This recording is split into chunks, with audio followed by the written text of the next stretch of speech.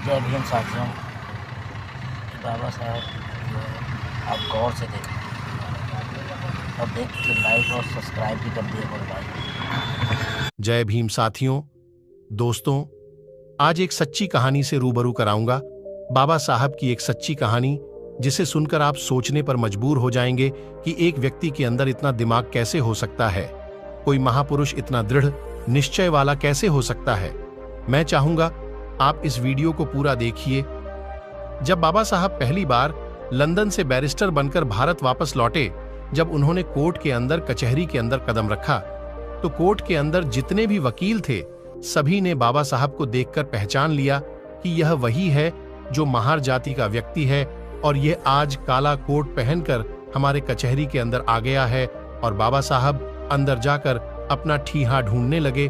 सबके पास अपना अपना ठीहा होता है।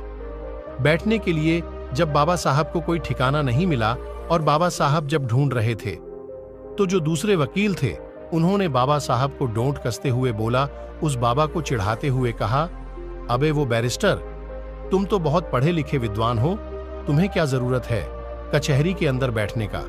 तुम कहीं बाहर भी अपना ठिहा लगाओगे तो तुम्हारी दुकान चल जाएगी। लेकिन बाबा साहब ने उसकी वह स्टार्ट मारने को गलत नहीं समझा। बाबा साहब ने उनके बात को बुरा नहीं माना और मुस्कुराते हुए बोला, तुमने सही कहा। और बाबा साहब एक जगह जाकर अपना ठिहा जमाया और साफ सफाई करके वहां बैठ गए। तब बाबा साहब के पास छोटे मोटे केसे आते रहे और रोजी रोटी चलती रही। हल्का फुल्का बिजनेस बढ़ा, कारोबार बढ़ा। और उसी दौरान एक सेठ और सेठानी जिसका इकलौता बेटा था, उसको फांसी की सजा सुनाई गई थी। उस सेठ और सेठानी पूरी मुंबई में कोई ऐसा वकील नहीं छोड़ा जिसके घर वो ना गए हों।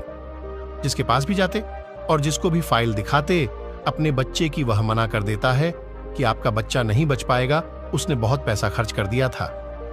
उस सेठ ने और सेठ वकील ढूंढता ढूंढता पूरी मुंबई को खंगालता हुआ उसी कचहरी के अंदर पहुंचा जिसके बाहर बाबा साहब बैठे थे। दलितों के मसीहा भीमराव अंबेडकर बैठे हुए थे।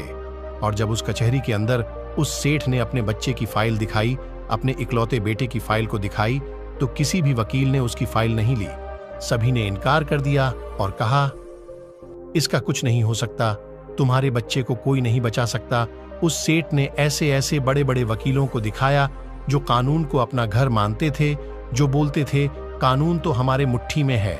ऐसे ऐसे वकीलों को फाइल दिखाएं, लेकिन सबने फाइल देखकर इनकार कर दिया। और उस कचहरी के अंदर जो भी वकील बैठे थे, उसने फिर से टोन कसते हुए बोला, अरे सेठ, तुम्हारा केस